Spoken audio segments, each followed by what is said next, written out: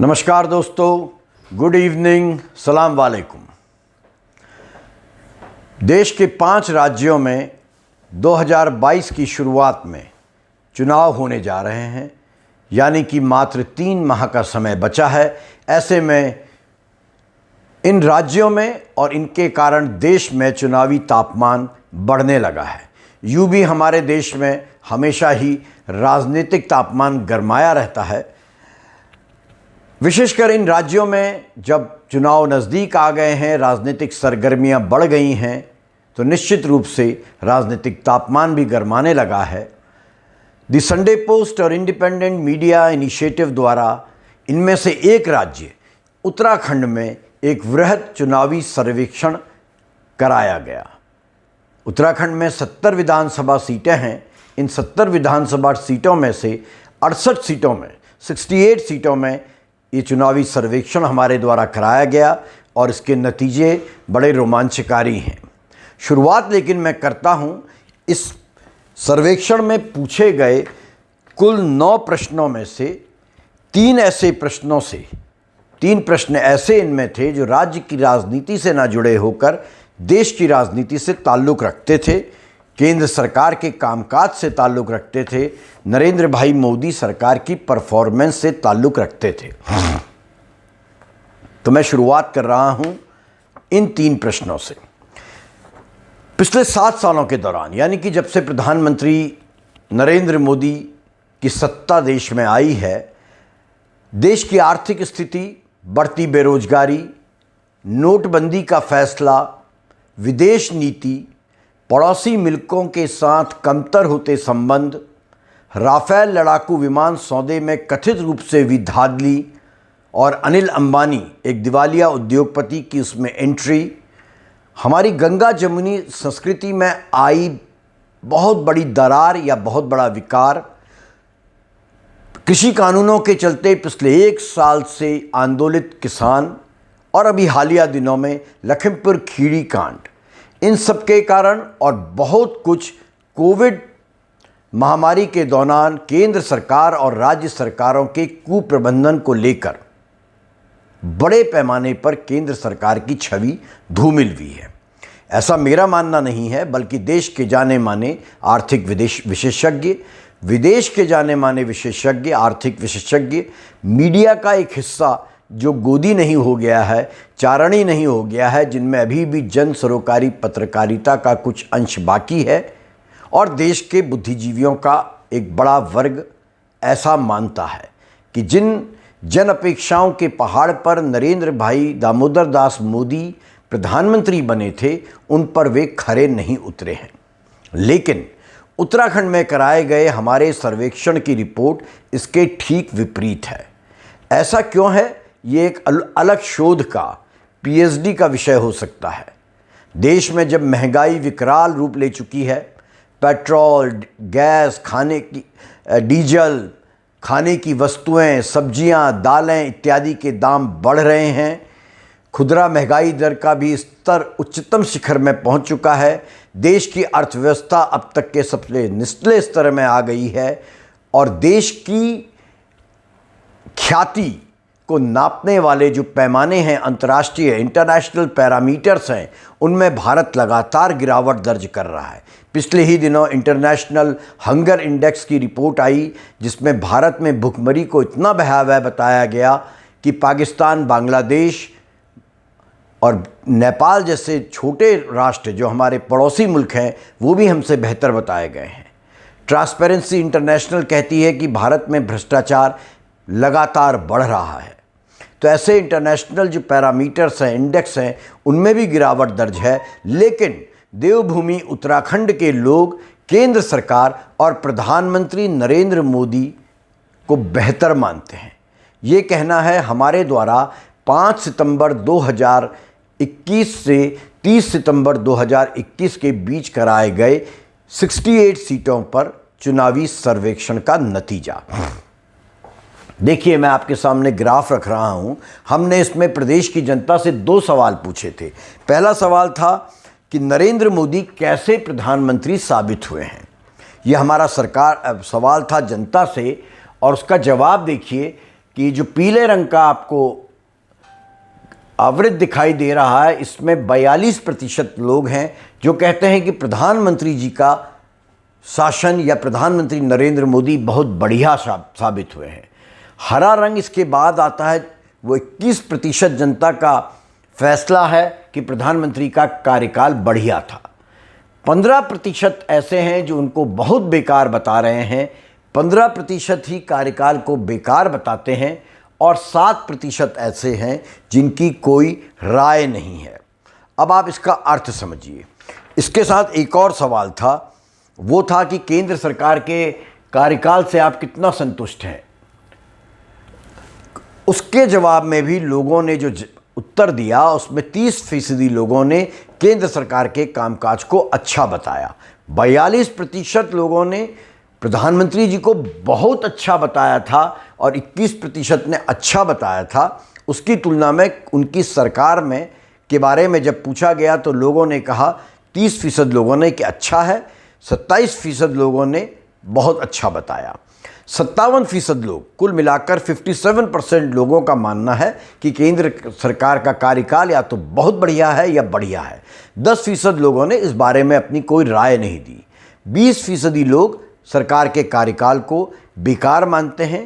13% ऐसे हैं जो इससे खुश नहीं है, यानी कि कुल 33% ऐसे हैं जो ओवरऑल मोदी सरकार से प्रश्न नहीं है। दूसरा सवाल जिसका ग्राफ मैंने आपको दिखाया है कि प्रधानमंत्री जी कैसे साबित हुए, तो आपने देखा कि 42% का कहना है कि वो बहुत बेहतर प्रधानमंत्री हैं। उसके बाद 21% का कहना है वो अच्छे प्रधानमंत्री हैं। मात्र 15% लोगों ने उनको बहुत बेकार और 15% ने ही उनको बेकार बताया। मार्च 2021 में भी हमने एक सर्वेक्षण कराया था, तब भी 53% लोगों ने केंद्र सरकार के कामकाज को अच्छा या बहुत अच्छा कहा था। इस बार ये आंकड़ा घटने के बजाय, अगर आप अंतर्राष्ट्रीय खबरों पर देखें या देश के बुद्धिजीवियों की बात करें, तो उनके हिसाब से सरकार का कार्यकाल गिर रहा है। सरकार के कामकाज के तरीका और किसान आंदोलन को लेकर उसकी भूमिका पर सवाल उठ रहे हैं। लेकिन उत्तराखंड की जनता की माने तो मार्च से लेकर सितंबर आते आते केंद्र सरकार के कामकाज को सराहने वालों की संख्या 57% हो गई है, बढ़ गई है।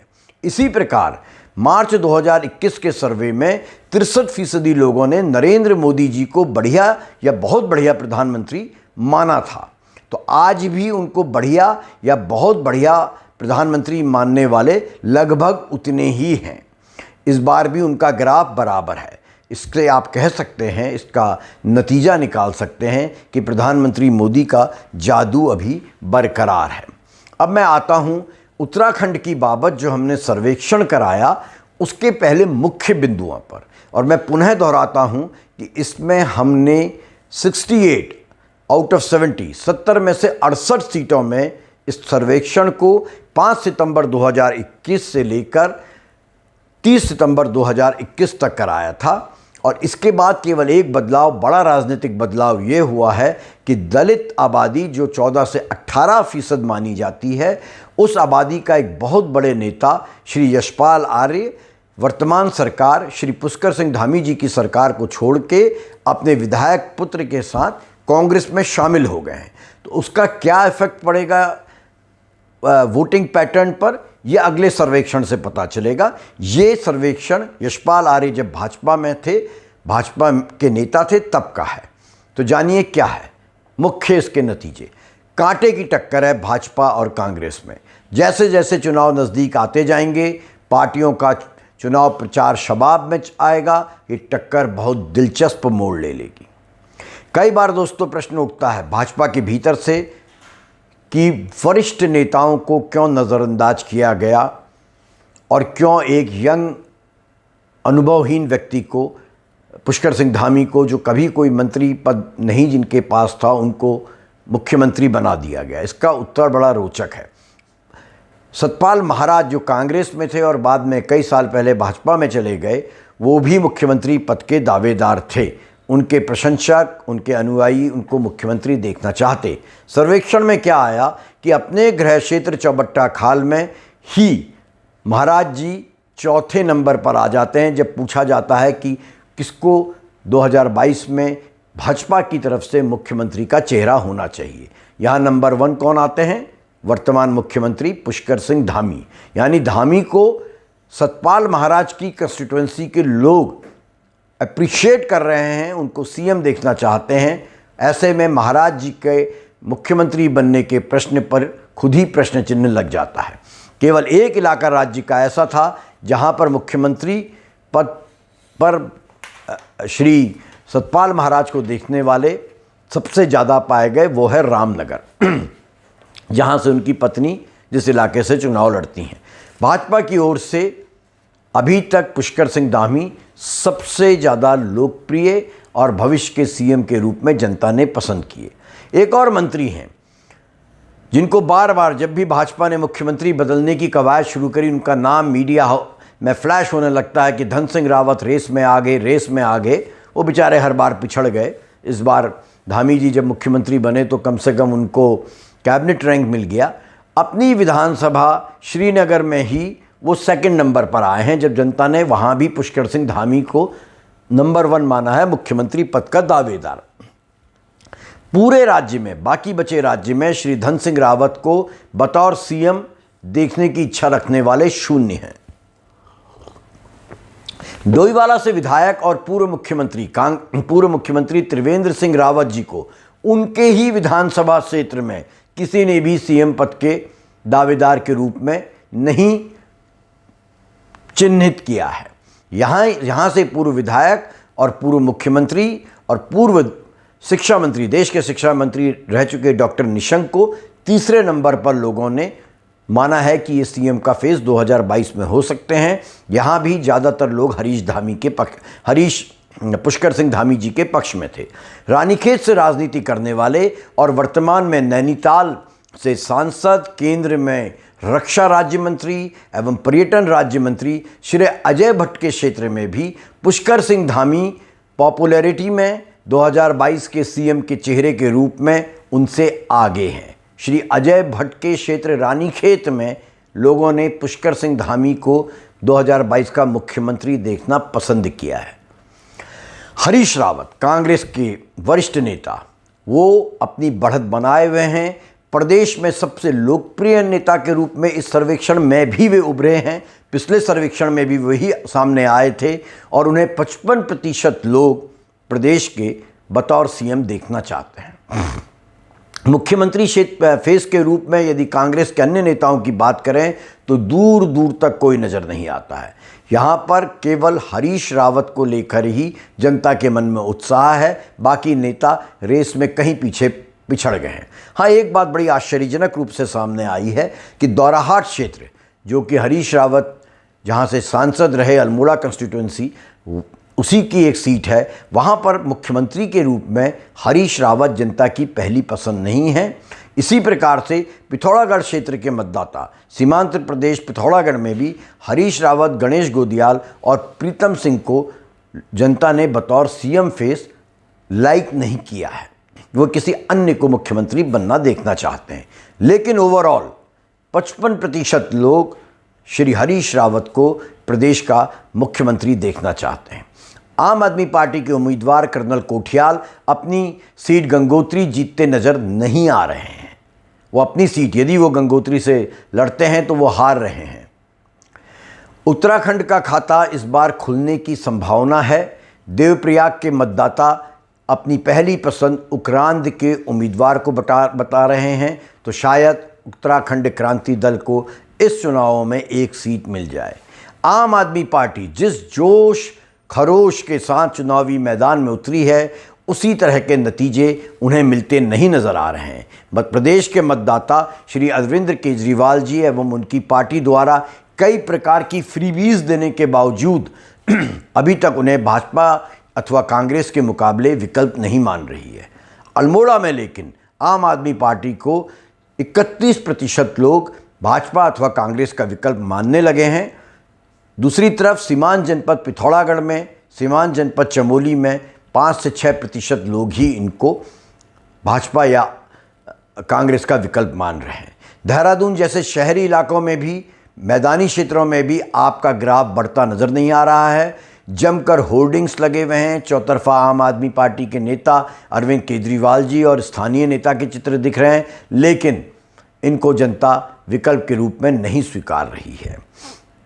प्रधानमंत्री नरेंद्र मोदी चमोली जिले में सबसे अधिक लोकप्रिय हैं। यहाँ करीबन 51% मतदाता इनके काम को बहुत बढ़िया मानते हैं। नरेंद्र मोदी की सबसे कम लोकप्रियता नैनीताल और उधम सिंह नगर जिलों में है। इन दोनों जिलों में प्रधानमंत्री की लोकप्रियता में गिरावट आई है। 50% से कम लोग इनको बढ़िया या बहुत बढ़िया कह रहे हैं। अब आता हूँ मुख्य सर्वेक्षण में। मुख्य सर्वेक्षण में देखिए, डबल इंजन की सरकार कहकर प्रधानमंत्री जी ने खुद कहा था कि केंद्र में भाजपा की सरकार होगी, राज्य में भी भाजपा की सरकार होगी तो डबल इंजन होगा, यानी कि विकास तेज गति से पहाड़ में चढ़ेगा। तो जनता जनाब इन पौने 5 सालों में अभी भी विकास को चढ़ते हुए देखना चाह रही है। विकास के बिचारी को दर्शन ही नहीं हो रहे हैं। उन्हें अभी तक अंदाज नहीं आ रहा है कि विकास कहाँ है और कहाँ नहीं है। 5 साल होने वाले हैं, गारंटी, वादों की गारंटी है, बाढ़ आनी तय है। फिर से डबल इंजन की बात भाजपा करेगी या नहीं करेगी ये उसका विषय है, लेकिन भाजपा ने एक चीज़ में विकास जरूर बनाया। बार बार मुख्यमंत्री बनाए, 3 बार मुख्यमंत्री 5 साल में बनाए, और इन 3 मुख्यमंत्री जो भाजपा ने बनाए, जिनमें से एक मुख्यमंत्री 4.5 साल जमे रहे, उसके बाद कुछ ही महीनों में 2 मुख्यमंत्री राज्य को मिल गए हैं। प्रयोग किया भाजपा ने, प्रयोग की घड़ी अब समाप्त होने वाली है। फाइनल परीक्षा की घड़ी आ रही है, और ये परीक्षा याद रखिएगा, वर्तमान मुख्यमंत्री श्री पुष्कर सिंह धामी की कम है, अमित शाह जी और नरेंद्र मोदी जी की ज़्यादा है, या उनके नेतृत्व वाली पार्टी की ज़्यादा है, भाजपा की ज़्यादा है। इसलिए जनता के मूड भांपने का हमने प्रयास किया और ये जानना चाहा कि क्या बार बार मुख्यमंत्री बदलने का भाजपा को कोई फ़ायदा होगा। तो इस सर्वेक्षण से जो तस्वीर सामने आई है वो बहुत स्पष्ट इशारा कर रही है। वो स्पष्ट इशारा क्या कर रही है उस ग्राफ से समझिए। जब हमने पूछा कि 2022 के चुनाव में भाजपा को मुख्यमंत्री बदलने का फ़ायदा होगा, तो 45% ने इसको नकार दिया है कि भाजपा का ये एक्सपेरिमेंट जनता को नहीं समझ में आ रहा कि उसको फ़ायदा दिलाएगा। 30% को उम्मीद है भाजपा की इससे फ़ायदा होगा। पुष्कर सिंह धामी कुछ अच्छा कर रहे हैं, प्रयास कर रहे हैं, इसलिए जनता को आस है। वो आस 30% लोगों को है कि हाँ, त्रिवेंद्र सिंह रावत को हटा के बीच में तीरथ सिंह रावत को और अब पुष्कर सिंह धामी को लाकर बीजेपी को शायद फ़ायदा हो। 11% की कोई राय नहीं है और 14% अभी असमंजस में हैं। वो पुष्कर सिंह धामी जी के कार्यकाल को देख रहे हैं। तो इसलिए ये कह पाना मुश्किल है कि कोई फ़ायदा, ये 14% जो हैं ये 30% के साथ जाएंगे या नहीं।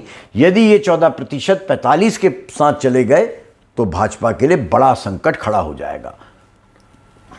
अब हमने प्रश्न पूछा कि भाजपा 2022 में भाजपा की तरफ तो किसको सीएम फेस देखना चाहते हैं। इसका उत्तर बड़ा रोचक है। इस सर्वे के अनुसार पुष्कर सिंह धामी पर लोगों का भरोसा धीरे धीरे बढ़ने लगा है, परवान चढ़ रहा है ये भरोसा, और आगामी चुनाव में भाजपा की ओर से बतौर मुख्यमंत्री पुष्कर सिंह धामी जनता की पहली पसंद बनके उभर गए हैं। ये सर्वेक्षण का निष्कर्ष सामने आया है। 41% लोगों ने, हमने इसमें ऑप्शन दिए थे कि आप त्रिवेंद्र सिंह रावत को मुख्यमंत्री देखना चाहेंगे, वर्तमान मुख्यमंत्री को दोबारा मुख्यमंत्री देखना चाहेंगे, अनिल बलूनी राज्यसभा सांसद को मुख्यमंत्री देखना चाहेंगे, डॉक्टर निशंक को देखना चाहेंगे, या धन सिंह रावत को देखना चाहेंगे, या रक्षा राज्य मंत्री अजय भट्ट को देखना चाहेंगे, सतपाल महाराज को देखना चाहेंगे, या किसी अन्य को। तो इसका नतीजा देखिए, 2 बार के विधायक बगैर कभी कोई मंत्री रहे सीधे मुख्यमंत्री बने पुष्कर सिंह धामी पर लोगों का भरोसा लगता है जमने लगा है। 41% लोगों ने कहा कि भाजपा की ओर से तो वो श्री पुष्कर सिंह धामी को ही चाहेंगे। हालात देखिए कि पुष्कर सिंह धामी ने भाजपा के स्थापित चेहरों को लोकप्रियता के पैमाने पर कितना पीछे छोड़ दिया है। मात्र 4% त्रिवेंद्र सिंह रावत को सीएम देखना चाहते हैं। 22% जो हैं, 9% जो हैं वो सतपाल महाराज को सीएम देखना चाहते हैं। अजय भट्ट को 5% चाह रहे हैं कि वो सीएम हो। 3% हैं धन सिंह रावत, जो बार बार जिनका नाम आता है बतौर सीएम उम्मीदवार। 6% लोग डॉक्टर निशंक, जो पूर्व में सीएम रह चुके हैं, उनको देखना चाहते हैं। अनिल बलूनी नंबर 2 पर हैं, लेकिन पुष्कर सिंह धामी 41% लोगों की पसंद है, अनिल बलूनी मात्र 10% की। और अन्य की तादाद बहुत ज़्यादा है जो कह रहे हैं इनमें से हम किसी को बतौर सीएम नहीं देखना चाहते हैं। इसको लेकर एक बात स्पष्ट है कि यदि भाजपा की सरकार दोबारा बनती है तो पुष्कर सिंह धामी को ही जनता मुख्यमंत्री के तौर पर देखना चाहती है। अब हमने अगला प्रश्न कांग्रेस को लेकर किया। अगला प्रश्न हमारा, कांग्रेस से किसको आप मुख्यमंत्री का चेहरा देखना चाहते हैं? तो यहाँ स्थिति बड़ी क्लियर है। मुख्यमंत्री धामी भाजपा के जो नेता हैं उनकी और हरीश रावत की स्थिति अपने अपने दलों में एक जैसी है। हरीश रावत की लोकप्रियता वैसे भी प्रदेश में लंबे अरसे से कायम है। वे मुख्यमंत्री रहें, वे मुख्यमंत्री ना रहें, चुनाव जीतें, चुनाव हारें, लेकिन उनकी लोकप्रियता में कोई कमी नहीं आई है। वे सदाबहार हीरो की तरह प्रदेश के सदाबहार नेता हैं।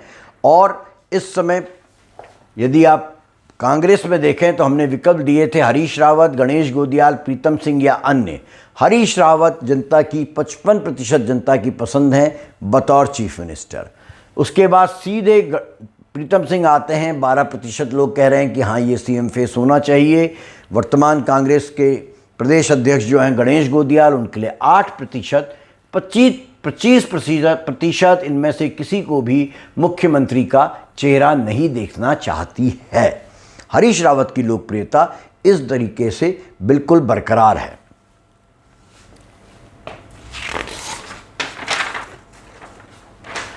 इस सर्वे का अब सबसे महत्वपूर्ण सरकार, जिसे जानने की इच्छा हर राजनीतिक प्राणी में रहती है। विधानसभा या लोकसभा चुनाव आते ही ये प्रश्न कॉमन हो जाता है और वो सवाल है कि क्या चुनाव में सत्ता परिवर्तन होगा। हमने भी जनता से सवाल पूछा कि क्या 2022 में प्रदेश में सत्ता परिवर्तन चाह रहे हैं। इसका उत्तर बड़ा रोचक है।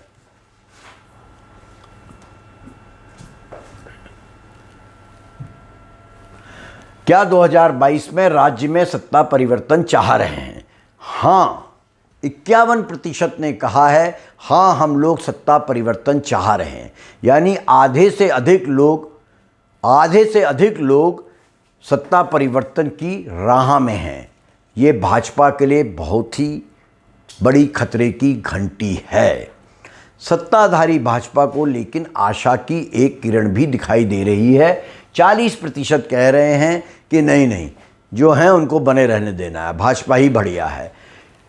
51 और 40% के बीच में 9% हैं जिन्होंने अभी राय नहीं बनाई है। तो यदि मुख्यमंत्री पुष्कर सिंह धामी कुछ चमत्कार कर पाते हैं, 4.5 साल जो त्रिवेंद्र सिंह रावत की सरकार थी उसको हटा पाते हैं और उसके जो निगेटिविटी थी उसे हटा पाते हैं और ये 9% को यहाँ जोड़ते हैं तो 49% तक आ सकते हैं। फिर भी गैप 2% का बरकरार रहेगा।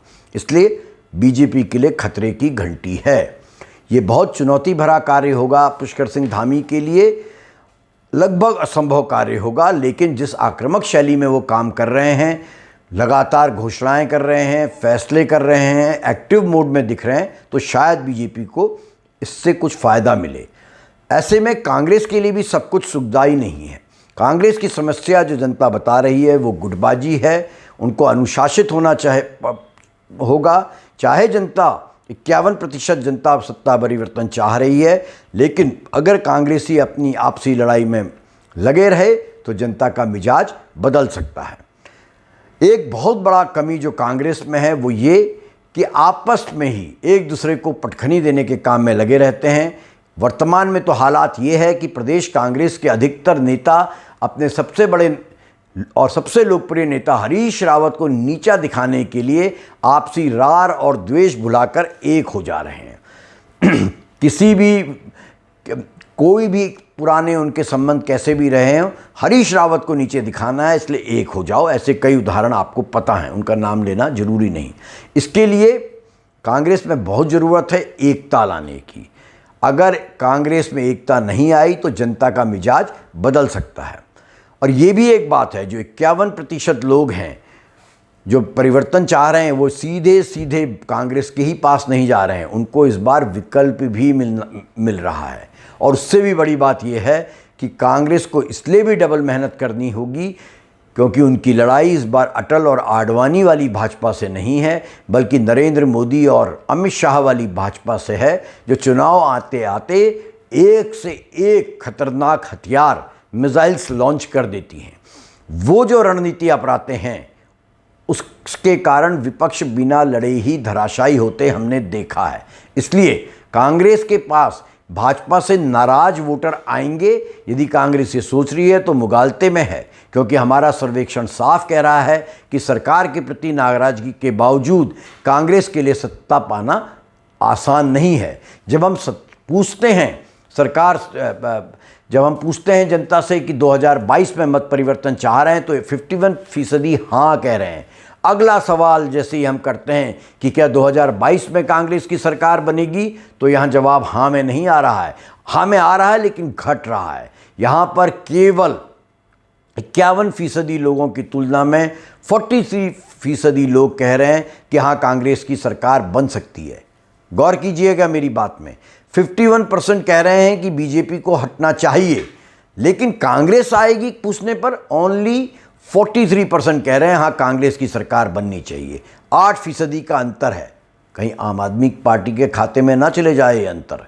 चुनाव में 8% का अंतर बहुत होता है। कांग्रेस के लिए चिंता का विषय केवल यही नहीं है। 43% की तुलना में 41% लोग ये भी कहते हैं कि 2022 में बीजेपी तो हटे लेकिन कांग्रेस की सरकार ना बने। ये देखिए,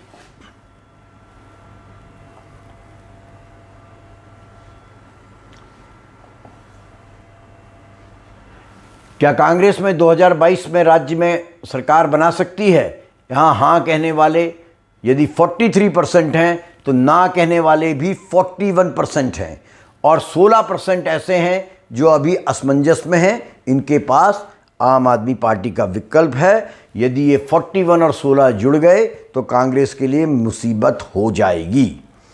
अब यहाँ सवाल यह है कि सरकार के एंटी इनकम्बेंसी का वोट कांग्रेस को मिलेगा या नहीं मिलेगा, और यदि इनको नहीं मिलेगा तो किसको मिलेगा? तो इसका एक उत्तर है कि आम आदमी पार्टी बड़े एग्रेसिवली यहाँ काम कर रही है, बहुत ज़्यादा तैयारियों के साथ यहाँ उतरी है।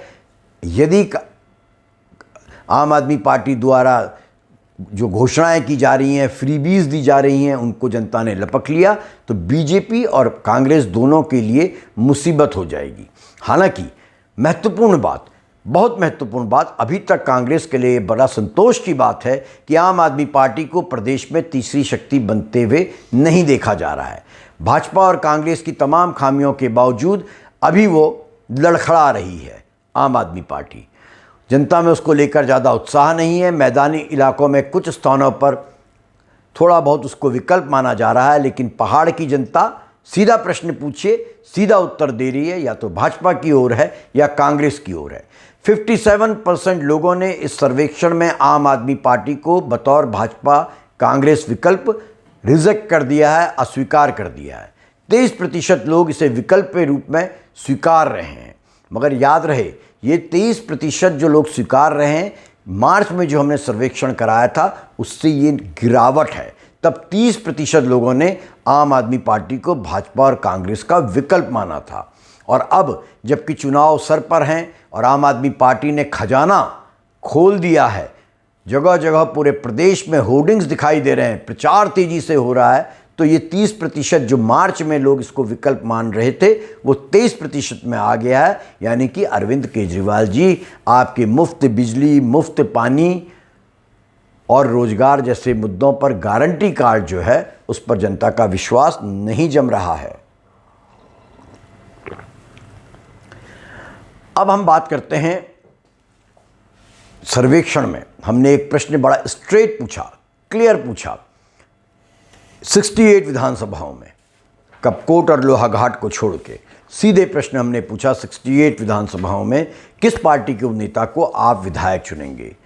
इसके जवाब में प्रत्याशी को देखकर वोट देंगे कहने वाले कुछ प्रतिशत लोग थे, वहीं अधिकतर ने जो विकल्प दिया गया था उसको सीधे टिक किया। और हमने जो विकल्प दिया था वो था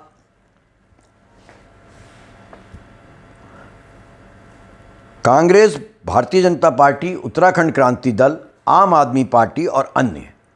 इनमें से हमने हर विधानसभा में पूछा कौन इस बार आप किसको वोट देंगे। तो इसका जो रिज़ल्ट आया है वो रिज़ल्ट जो है उससे एक बात स्पष्ट हुई है कि उत्तराखंड क्रांति दल जो राज्य का सबसे बड़ा क्षेत्रीय दल है वो इस बार थोड़ी सी बेहतर, पिछले चुनावों की दृष्टिगत बेहतर स्थिति में है। वो अपनी एक सीट देवप्रयाग निकालता हुआ नज़र आ रहा है।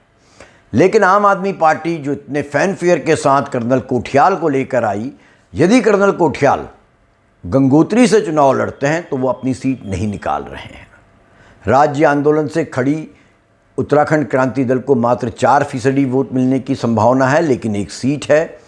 द संडे पोस्ट IMIS के सर्वेक्षण में जो हमने आपको बताया 68 सीटों में दिखाई दिया, उस सर्वेक्षण में सीधा फैसला जनता का आया है और वो फैसला है कि राज्य में 36 सीट्स में 36 सीटों में कांग्रेस स्पष्ट, बहुत क्लियरिटी के साथ सरकार, विधायक कांग्रेस के जीतते हुए नजर आ रहे हैं। ये देखिए, देहरादून में 7 विधानसभा की सीटें हैं, इनमें से 3 कांग्रेस को जा रही हैं। 3 सीटें सीधे कांग्रेस को जा रही हैं। भाजपा, देहरादून की सीटों में से 7 सीटें भाजपा को जा रही हैं, 3 कांग्रेस को, 1 सीट में अभी अनिर्णय की स्थिति है। टोटल देहरादून में 11 सीटें हैं जिनमें 7 बीजेपी को जा रही हैं। रुद्रप्रयाग में कुल 2 सीटें हैं, 2 में से बीजेपी 0 है, कांग्रेस को दोनों सीटें जाती नजर आ रही हैं, बाकी अन्य 0। पौड़ी में 6 सीटें हैं। पौड़ी, नाम को गौर से सुनिएगा, जहाँ से CDS हैं, जहाँ से NSA हैं, जहाँ से बड़े बड़े पदों पे और भाजपा के समर्थक लोग बैठे हैं, जहाँ से पूर्व मुख्यमंत्री त्रिवेंद्र सिंह रावत आते हैं, जहाँ से वर्तमान उत्तर प्रदेश के वर्तमान मुख्यमंत्री योगी आदित्यनाथ आते हैं, वहाँ 6 सीटें हैं। 6 में से 5 कांग्रेस को जाती नजर आ रही हैं, 1 सीट बीजेपी को। नैनीताल में 7 सीटें हैं, यहाँ भी कांग्रेस की बढ़त है। 3 सीटों में 2 में भाजपा जीत रही है, 1 सीट में अभी असमंजस की स्थिति है। हरिद्वार की 11 सीटों में से 7 में कांग्रेस विजय की ओर जा रही है। यहीं से सांसद श्री निशंक हैं, यहीं पर से कैबिनेट में राज्य कैबिनेट के मंत्री यतीश्वरानंद हैं, यहीं पर से मदन कौशिक हैं जो प्रदेश भाजपा के अध्यक्ष हैं। यहाँ की 11 सीटों में से 7 कांग्रेस, 4 भाजपा। बागेश्वर में 1 सीट है, कांग्रेस के खाते में जा रही है। चंपावत में 2 सीट हैं जिनमें से 1 कांग्रेस, 1 बीजेपी को। उधम सिंह नगर में 9 सीटें हैं, इनमें से 5 में कांग्रेस को बढ़त है, 3 में बीजेपी और 1 सीट में टाई बना हुआ है। पिथौरागढ़ में स्थिति थोड़ी रोमांचकारी है, सीमांत जनपद में। यहाँ 4 सीटें हैं मगर यहाँ 3 बीजेपी को जा रही हैं, 1 सीट कांग्रेस की ओर जाती नजर आ रही है।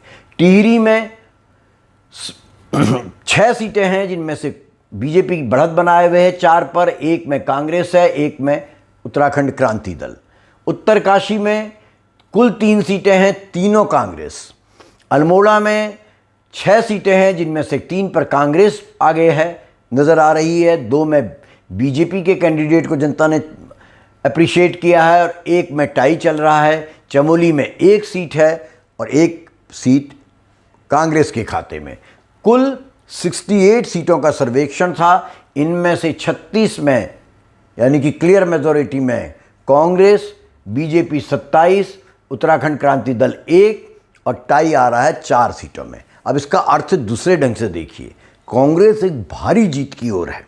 क्यों? क्योंकि कांग्रेस का पिछली बार प्रदर्शन बहुत ही निम्नतर था। उसे मात्र 11 सीटें मिली थी और इस बार वो 25 सीटें जीत रही है एक्स्ट्रा, 11 के अतिरिक्त। 11 से सीधे उसकी टैली जा रही है 36 और बीजेपी जो 57 सीटों में जीती थी प्रचंडतम बहुमत के साथ, उसकी टैली सीधे घट के 27 आ रही है। इसलिए बीजेपी के लिए बड़े खतरे की घंटी है। कांग्रेस के लिए थोड़ा संतोष है, अगर लड़ेंगे मरेंगे कम तो शायद सत्ता में आ सकते हैं। 20 साल के राज्य में अभी तक यही होता आया है, हर 5 बरस में सत्ता परिवर्तन जनता ने किया है। जैसे जैसे चुनाव नज़दीक आएगा, प्रचार जोर पकड़ेगा, आया राम गया राम की राजनीति जोर पकड़ेगी तो तस्वीर और साफ होगी। कांग्रेस भाजपा के बीच अभी जो 2% का अंतर है ये कम होकर भाजपा की ओर जा सकता है, ये बढ़कर कांग्रेस के पक्ष में जा सकता है। और कांग्रेस के पक्ष में एक बात शायद और घटित हो चुकी है जो वो बहुत बड़ा फ़ायदा कराए कि उत्तराखंड की राजनीति के में दलित वोटरों के एक बड़े नेता यशपाल आर्य अपने विधायक पुत्र के संजीव आर्य के साथ मंत्रिमंडल छोड़, विधायकी छोड़ कांग्रेस में जा चुके हैं। वो बड़े पैमाने पर, बहुत बड़े स्केल पर दलित वोट बैंक को इफेक्ट डाल सकते हैं। इस तरह का फेरबदल चुनाव को प्रभावित भी कर सकता है। इसलिए नतीजों को कुछ भी कहना अभी जल्दबाजी होगी, लेकिन सर्वेक्षण केवल संभावनाएं होते हैं। और मैं आपको याद दिला दूं, राज्य गठन के बाद 4 चुनावों में हमारे सर्वेक्षण मुख्य धारा के बड़े मीडिया के सर्वेक्षणों से ज़्यादा सटीक रहते आए हैं। तो अभी तक का जो हमारा सर्वेक्षण है वो कांग्रेस की सरकार बनाने की दिशा में जा रहा है। दिसंबर में हम इन चुनावों से पहले का आखिरी सर्वेक्षण आपके सामने रखेंगे और स्थिति तब तक बहुत ज़्यादा क्लियर हो जाएगी। नमस्कार दोस्तों।